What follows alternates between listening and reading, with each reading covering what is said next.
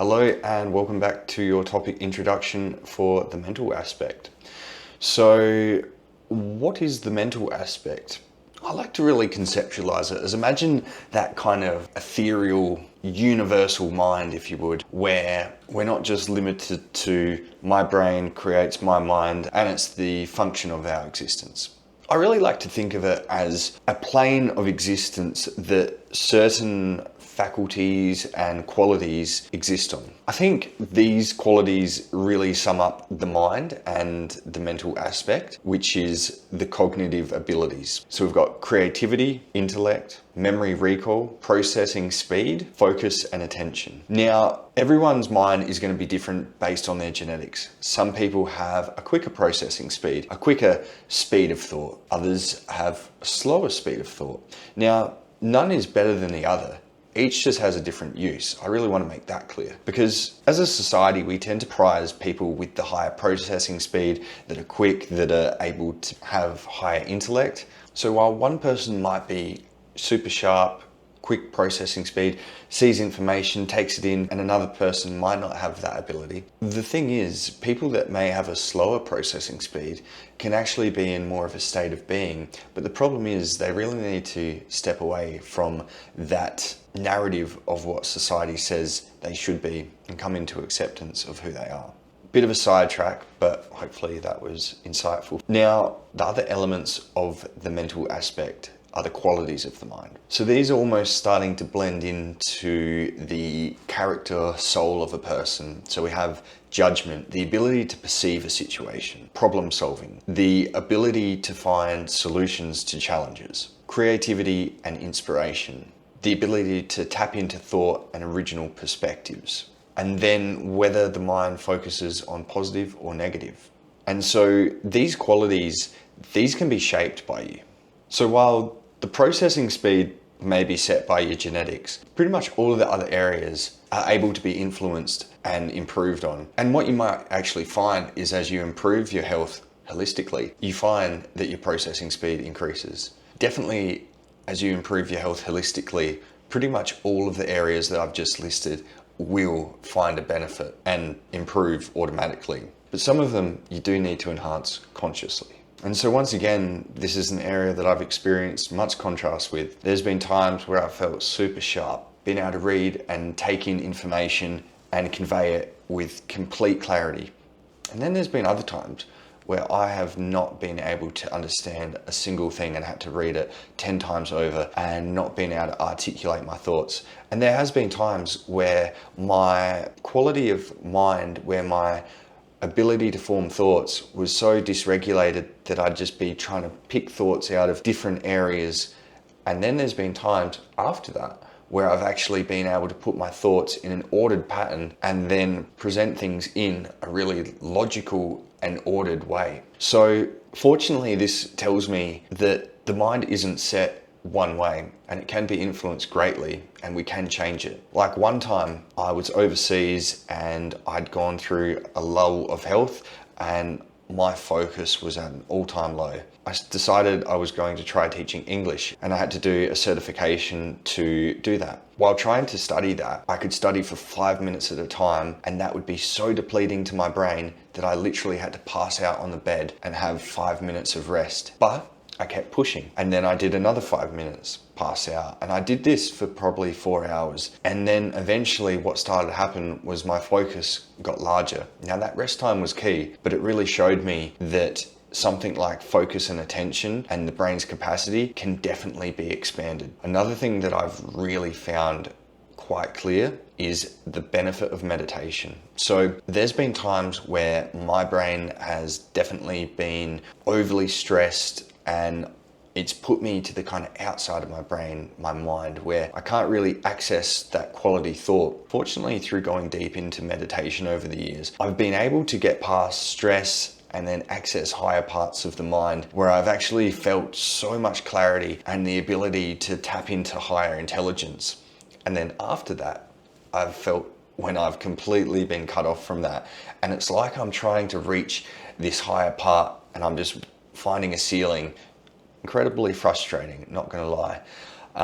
Knowing that you're capable of more, but something seems to be limiting you from within your own body and mind. Well, there's been a time where I've sat down and I'm like, no, I'm going to break through. And I've sat for 5-6 hours and just meditated, fallen asleep, gone back to focus. And after about that time, over 2 days, I've actually got through to a point where I'm like, I'm back at this higher level of thinking.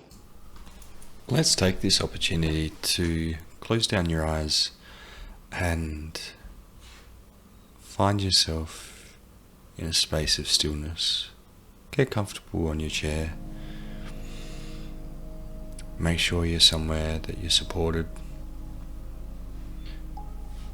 And now just tune into your breath. Notice how you're breathing in. Notice how you're breathing out. And with your breath, see if you can detect any points of discomfort throughout the body.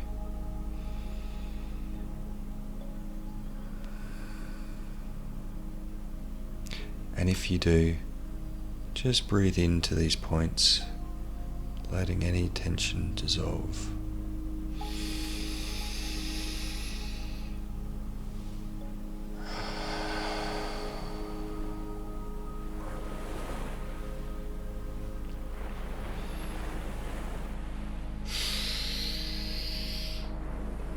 Breathing out, really melting. Now breathing in for 4 seconds. 1, 2, 3, 4. And holding for 4 seconds. 1, 2, 3, 4. And breathing out for 4 seconds. 1, 2, 3, 4. And letting the breath return to normal. And now bring your awareness up to the mind and continue with your breath, and just allow yourself to explore the sensations and feelings within the mind, and allow your breath to expand, soften, and dissolve any points of tension within the mind.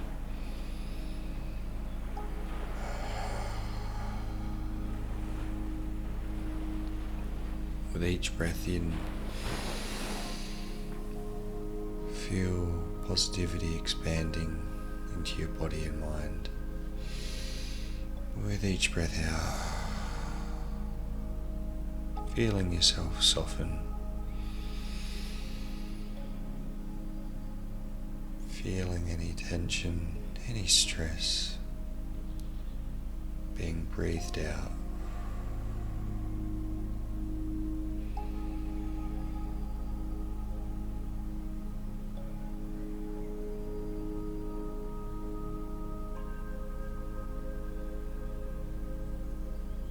Feeling your mind coming into ease.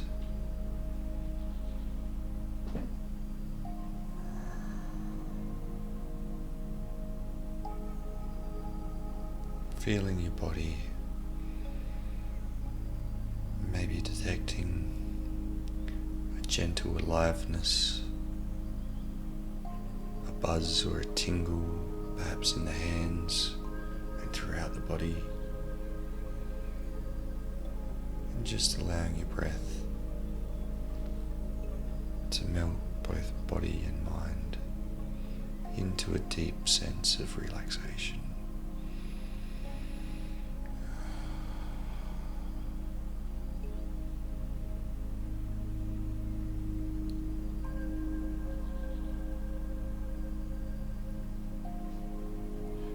If you'd like to stay longer, hit the pause button and continue your breathing. Or if you're ready to return, gently open your eyes and return, bringing this centeredness with you. So hopefully that meditation gave you a little bit of an insight to what mental clarity can be.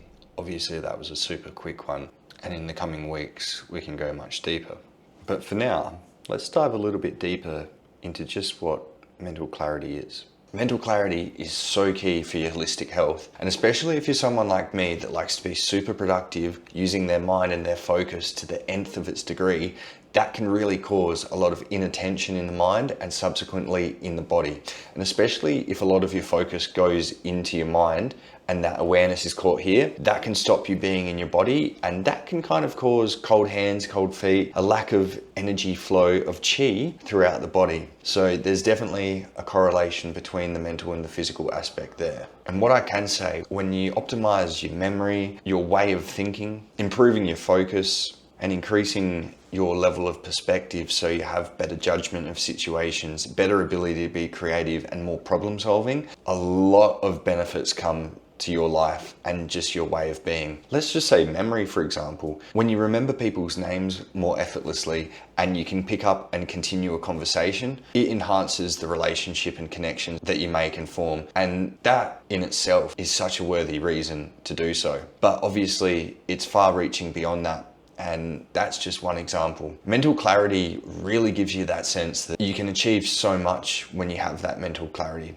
But the thing is, in this age of information, we have so many things bombarding our mind. And unfortunately, we only have the ability to take in so many bits of information per day. Now, and this is where I think meditation, yoga nidra, and any type of practice that brings stillness and allows that information to be absorbed is going to enhance your mental clarity. But in week 3, we'll explore that much deeper. So hopefully that gives you an understanding of how I refer to the mental aspect and what we can do to optimize it and how it feels when it is enhanced. See you in the next topic.